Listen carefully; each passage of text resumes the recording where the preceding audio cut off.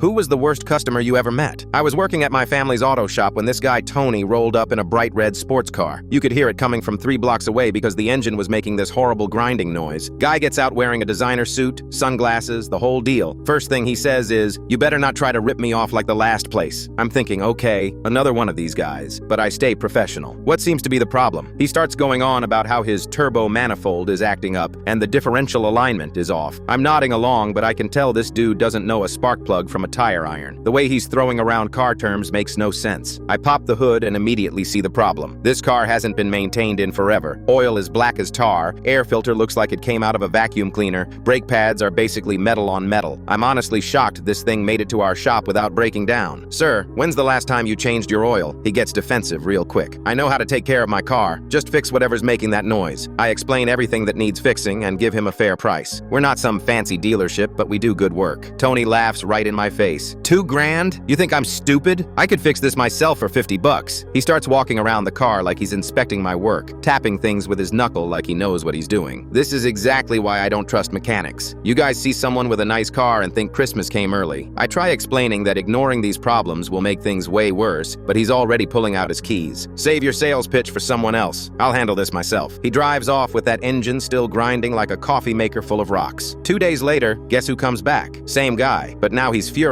and his car is on a tow truck. The tow driver is shaking his head as they unload it. Tony storms into the shop red-faced and starts yelling before he even reaches the counter. "You sabotaged my car! I know what you did!" I'm confused because we literally didn't touch anything. Turns out this genius tried to fix it himself. He'd watched some YouTube videos and decided to change the oil, except he poured transmission fluid into the oil tank and regular oil into the transmission. The engine seized up completely. "You didn't warn me properly. This is your fault for not being specific enough." He's screaming now and other customers are staring. I walk over to my desk and pull out the paperwork he signed when he left. Right there in black and white, it lists every single problem we found and says, "Customer declined all repairs." My boss comes out from the back office when he hears the shouting. Tony immediately switches tactics and tries to act all reasonable. "Look, I'm a good customer. I bring you business. You need to fix this for free because your guy here didn't explain things right." My boss looks at the paperwork, looks at Tony, then looks at the destroyed engine. "Sir, we don't tolerate yelling in here. You either pay for the repairs or you tow it somewhere else." Tony's face turns purple. He starts calling us crooks and threatening to sue. The whole time I'm just standing there thinking about how this could have been a simple maintenance job. Instead, he turned a $2,000 repair into a complete engine replacement that'll cost him at least 8 grand somewhere else. He finally gives up and calls the tow truck back. As they're loading his dead sports car, he points at me through the window and shouts, "This isn't over!" like I'm the villain in his story instead of the guy who tried to help him.